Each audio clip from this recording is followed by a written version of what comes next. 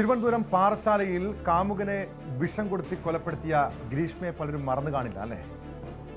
പാറശാല സ്വദേശി ഷാരോൺ രാജിനെ കൊലപ്പെടുത്തിയ കേസിൽ ഗ്രീഷ്മയ്ക്ക് പിന്നീട് കോടതി തൂക്കുകയർ, അതായത് വധശിക്ഷ വിധിച്ചതാണ്.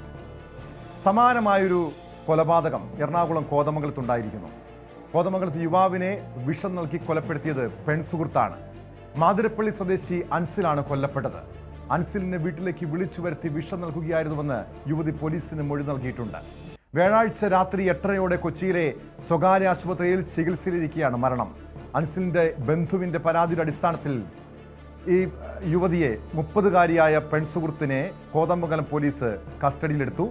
യുവതി കുറ്റം സമ്മതിച്ചുവെന്നാണ് വിവരം. നവമി ദിനേശ് ചേരുന്നുണ്ട് വിശദാംശങ്ങളുമായി കൊച്ചിയിൽ നിന്ന്. നവമി, നമ്മൾ കേരളത്തെ തന്നെ ഏറെ ഞെട്ടിച്ചൊരു കേസായിരുന്നു പാറശാല ഷാരോൺ രാജ് വധക്കേസ്. അന്ന് കേട്ടുകേൾവിയില്ലാത്ത ഒരു പെൺകുട്ടി സ്വന്തം കാമുകനെ ഒഴിവാക്കാൻ വേണ്ടി കഷായത്തിൽ വിഷം കലർത്തി കൊലപ്പെടുത്തിയ കേസ്. അന്ന് നമ്മളേറെ ചർച്ച ചെയ്തു. ഒരു യുവതിക്ക്, ഒരു പെൺകുട്ടിക്ക് ഈ രീതിയിലുള്ള ഒരു ക്രൂരകൃത്യം ചെയ്യാൻ കഴിയുമോ എന്ന്. പക്ഷെ സമാനമായൊരു കേസ് തന്നെ കോതമംഗലത്ത് നിന്ന് വരുന്നു. പെൺസുഹൃത്ത് യുവാവിനെ കൊലപ്പെടുത്തുന്നു. എന്താണ് സംഭവിച്ചത്?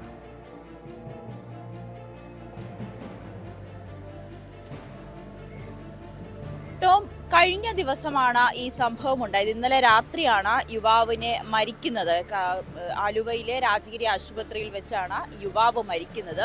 പോലീസ് പറയുന്നത് ഇങ്ങനെയാണ്: വ്യാഴാഴ്ച വൈകുന്നേരം രാത്രിയോടുകൂടി പെൺകുട്ടിയുടെ വീട്ടിലേക്ക് ഈ യുവാവ് എത്തുന്നു. ഇവർ തമ്മിൽ ചെറിയ പ്രശ്നങ്ങൾ ഉണ്ടായിരുന്നു. ഇവർ തമ്മിൽ ചില സാമ്പത്തിക ഇടപാടുകളും ഒക്കെ ഉണ്ടായിട്ടുണ്ട്. യുവതിക്ക് ഒരുപാട് ആൺസുഹൃത്തുക്കളുണ്ട്. അത് ഈ യുവാവിന് അത്ര ഇഷ്ടപ്പെടുന്ന കാര്യമായിരുന്നില്ല. ഇതിന്റെ പേരിൽ ഇവർ തമ്മിൽ കുറച്ച് നാളുകളായി തർക്കം നിലനിൽക്കുകയും ചെയ്യുന്ന സാഹചര്യമുണ്ടായി. ബുധനാഴ്ച രാത്രിയോടുകൂടി ഈ യുവാവ് ഈ പെൺകുട്ടിയുടെ വീട്ടിൽ വരുന്നു. ഇവർ തമ്മിൽ വാക്കുതർക്കമാകുന്നു. അതിനുശേഷം യുവാവ് തന്നെയാണ് പിറ്റേ ദിവസം രാവിലെ, വ്യാഴാഴ്ച പുലർച്ചെ പോലീസിനെ വിളിച്ച് വിവരം അറിയിക്കുന്നു. തനിക്ക് ദേഹാസ്വാസ്ഥ്യം അനുഭവപ്പെടുന്നുണ്ട്, തന്നെ ആശുപത്രിയിലേക്ക് എത്തിക്കണമെന്ന് പോലീസിനെ അറിയിക്കുന്നുണ്ട്. പോലീസ് വന്ന് യുവാവിനെ പെൺകുട്ടിയുടെ വീട്ടിൽ നിന്നും ആശുപത്രിയിലേക്ക് കൊണ്ടുപോകുന്ന വഴിയിൽ തന്നെ ഈ യുവാവിന്റെ ഒരു സഹോദരനും ഈ വണ്ടിയിൽ ഉണ്ടായിരുന്നു എന്നാണ് പോലീസും വ്യക്തമാക്കുന്നത്. അവിടെ വെച്ചാണ് യുവാവ് ഈ സഹോദരനോട് പറയുന്നത്, അവൾ എന്നെ ചതിച്ചു, അവൾ എനിക്ക് വിഷം നൽകിയെന്നത്. പിന്നീടാണ് ഈ കുടുംബം ഈ വിഷം പെൺകുട്ടി തന്നെയാണ്, യുവതി തന്നെയാണ് വിഷം നൽകിയതെന്ന് സ്ഥിരീകരിക്കുകയും ചെയ്തത്. ഉടനെ തന്നെ കോതമംഗലം പോലീസിന് പരാതി നൽകുന്ന സാഹചര്യമുണ്ടായി. ആശുപത്രിയിൽ ചികിത്സയിലായിരുന്നു യുവാവ്. അതിനിടയിൽ ഇന്നലെ രാത്രിയോടുകൂടിയാണ് മരണം സ്ഥിരീകരിക്കുന്നത്.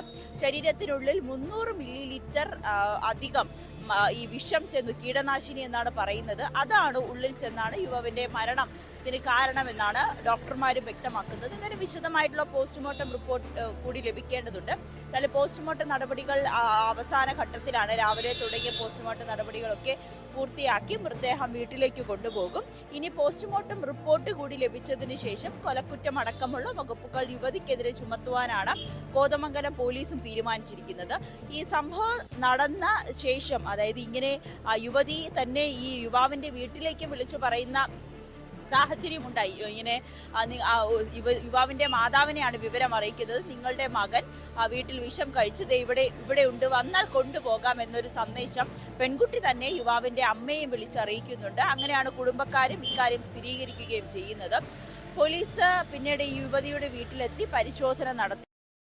ചോദ്യം ചെയ്യലിലും തന്നെ യുവതി കുറ്റം സമ്മതിക്കുകയും ചെയ്തു. കൊലപ്പെടുത്തുക എന്നൊരു ഉദ്ദേശത്തോടുകൂടി തന്നെയാണ് ഈ യുവാവിനെ വീട്ടിലേക്ക് വിളിച്ചു വരുത്തിയതെന്ന് പെൺകുട്ടി സമ്മതിച്ചിട്ടുണ്ട്. പെൺകുട്ടിയുടെ വീട്ടിൽ നിന്നും ഈ കീടനാശിനിയുടെ കുപ്പിയും തീർച്ചയായും നവമി, അത്തരം ആസൂത്രിതമായിട്ടുള്ള കൊലപാതകം എന്ന് തന്നെയാണ് മനസ്സിലാക്കുന്നത്. ഈ സംഭവത്തിന് പിന്നാലെ, ഈ കോതമംഗലം സ്വദേശി അൻസിലിന്റെ കൊലപാതകത്തിന് പിന്നാലെ വീണ്ടും ഗ്രീഷ്മ കേസ് വീണ്ടും ചർച്ചയാവുന്നുണ്ട്. നമുക്കറിയാം, 2022 ഒക്ടോബറിൽ കാമുകനെ വിഷം കൊടുത്തി കൊലപ്പെടുത്തിയ പെൺകുട്ടി, അന്ന് ആ യുവാവിനെ ഒഴിവാക്കാൻ വേണ്ടിയായിരുന്നു, ആ ബന്ധത്തിൽ നിന്ന് ഒഴിവാക്കാൻ വേണ്ടിയായിരുന്നു ഗ്രീഷ്മ അത് ചെയ്തതെങ്കിൽ ഈ അൻസിലിനെ ഈ കാമുകി എന്തിനാണ് കൊലപ്പെടുത്തുന്നൊരു ചോദ്യം ഉയരുന്നുണ്ട്. ഇരുവരും തമ്മിലുള്ള എന്തെങ്കിലും തർക്കങ്ങൾ, പ്രശ്നങ്ങൾ, അതല്ലെങ്കിൽ ഇയാൾ ഒഴിവാക്കുക, എന്തായിരുന്നു ഉദ്ദേശം?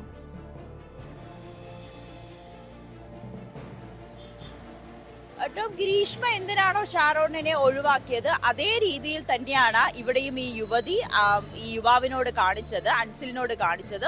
ഈ ബന്ധത്തിൽ നിന്നും അൻസിൽ ഒഴിഞ്ഞു പോകണമെന്ന് പലപ്പോഴായി യുവതി ആവശ്യപ്പെട്ടു. പക്ഷെ അൻസിൽ ഒഴിഞ്ഞു പോകില്ല എന്ന് പറയുന്നുണ്ട്. ഒപ്പം ഈ യുവതിയുടെ പല സുഹൃത്തുക്കളുടെ അല്ലെങ്കിൽ സൗഹൃദമൊക്കെ യുവാവ് ചോദ്യം ചെയ്യുന്ന സാഹചര്യമുണ്ടായി. ഈ യുവാവിനെതിരെ തന്നെ നേരത്തെ യുവതി പോലീസിന് പരാതി നൽകുകയും പിന്നീട് അത് ഒത്തുതീർപ്പിലേക്കൊക്കെ എത്തുന്ന സാഹചര്യമുണ്ടായി. ഈ അൻസിലിന്റെ മാതാവിനെയും അൻസിൽ വിവാഹം കഴിച്ചു, 2 കുട്ടികളുമുണ്ട്.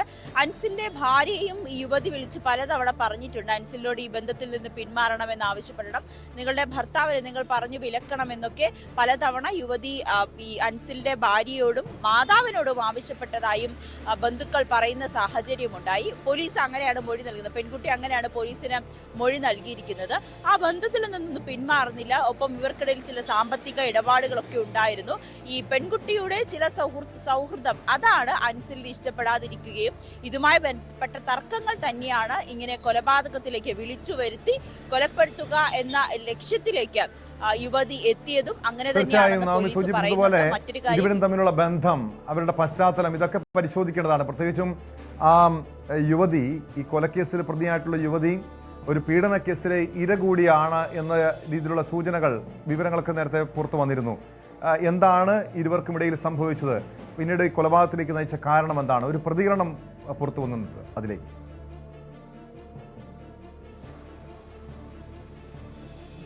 സഹോദരൻ വിളിച്ച് പറയുക ചെയ്ത് പിന്നെ അങ്ങനെ വിഷകത്ത് നിന്ന് ഹോസ്പിറ്റലിൽ കൊണ്ടുപോയിട്ടുണ്ട്, പോലീസ് സംഭവ സ്ഥലത്ത് നിന്ന് കൊണ്ടുപോയിട്ടുണ്ടെന്ന് പറഞ്ഞു.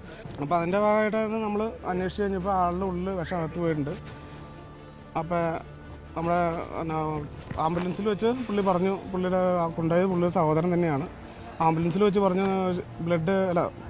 ഈ വിഷം അവർക്ക് എല്ലാവരും കൂടി ഒഴിച്ചു കൊടുക്കുകയോ ചെയ്തതെന്നാണ് പറഞ്ഞത്. വയറിനകത്ത് പോയിട്ടുണ്ട്. പുള്ളി പറഞ്ഞത് 500 ml അകത്ത് പോയിട്ടുണ്ടെന്നാണ് പറഞ്ഞത്. പക്ഷേ ഡോക്ടർ പരിശോധിച്ച് കഴിയുമ്പോൾ 300 ml അകത്തുണ്ട്. ഇത് ഒരുപാട് ഇത് അളവ് കൂടുതൽ അവൻ്റെ ശരീരത്തിലേക്ക് പ്രവേശിച്ചിട്ടുണ്ട്. പെണ്ണ് പുറത്തുനിന്ന് തന്നെയാണ് പറഞ്ഞേക്കണം. ഇവർക്ക് അത് സൗഹൃദം, ഇത് സാമ്പത്തികമായിട്ട് ചെറിയ ഇടപാട് കാര്യങ്ങളൊക്കെ ഉണ്ടാകും. ഇതിനു മുമ്പ് ചെറിയ വിഷയങ്ങളൊക്കെ ഉണ്ടായിട്ടുണ്ട്. അപ്പോൾ പെൺകുട്ടീന് ഇതിനു മുമ്പായിട്ട് ആ വീട്ടിൽ പോയിട്ട് ചെറിയ മർദ്ദനമൊക്കെ ആ പെണ്ണായിട്ട് ഉണ്ടായിട്ടുണ്ട്. അതിൻ്റെ പേരിൽ ചെറിയ കേസും കാര്യങ്ങളൊക്കെ ഉണ്ടായിട്ട് അത് തീർത്തതൊക്കെ ആയിരുന്നത്. അപ്പോൾ ഈ ഉമ്മാനെ വിളിച്ചിട്ട് ഈ പെങ്കൊച്ച് പറഞ്ഞിട്ടുണ്ട്, ഈ നിന്നെ മോനെ വിഷം കൊടുത്ത് കൊല്ലുമെന്ന് പറഞ്ഞിട്ടുണ്ട്. അന്നാണോ പറഞ്ഞാൽ? അതറിയില്ല, എന്തിനാന്നറിയില്ല.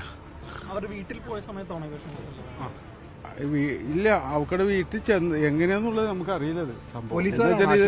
ആ സാർമാരെ ഇവൻ വിളിച്ചാണ് പോലീസുകാരെ അറിയണത്. ഇവള് ഞങ്ങളുടെ വീട്ടിലേക്ക്, അവർക്കടെ വീട്ടിലേക്ക് മോനെയും ഉമ്മാനെയും വിളിച്ചിട്ട് പറഞ്ഞു, മോനെ ഇങ്ങനെ വിഷം കരുത്തി ഇവിടെ കിടപ്പുണ്ട്, എടുത്തോണ്ട് പൊക്കോട്ടോ എന്ന് പറഞ്ഞു. ചില ബന്ധുക്കളുടെ, ഈ കൊല്ലപ്പെട്ട അൻസിലിന്റെ ബന്ധുക്കളുടെ ഉൾപ്പെടെയുള്ളവരുടെ പ്രതികരണമാണ് പുറത്തു വന്നത്. ഇരുവരും തമ്മിലുള്ള സൗഹൃദമുണ്ടായിരുന്നു, സാമ്പത്തിക ഇടപാടുകൾ ഉണ്ടായിരുന്നു എന്ന് പറയുന്നു. എന്താണ് കൊലപ്പെടുത്തുന്നത്? നവമി ദിനേശ്, നവമി എന്തിനാണ് കൊലപ്പെടുത്തിയതെന്ന് ഈ ബന്ധുക്കൾക്ക് അല്ലെങ്കിൽ ഈ അൻസിലിന്റെ സുഹൃത്തുക്കൾക്കൊക്കെ വ്യക്തമായിട്ടുണ്ടോ, വിവരങ്ങൾ വ്യക്തമായിട്ടുണ്ടോ? മാത്രമല്ല ഇവരുടെ ഒരു പശ്ചാത്തലം, ഈ അൻസിൽ ഏതെങ്കിലും ക്രിമിനൽ പശ്ചാത്തലമുള്ള വ്യക്തിയാണോ, എന്താണ് വിവരങ്ങൾ?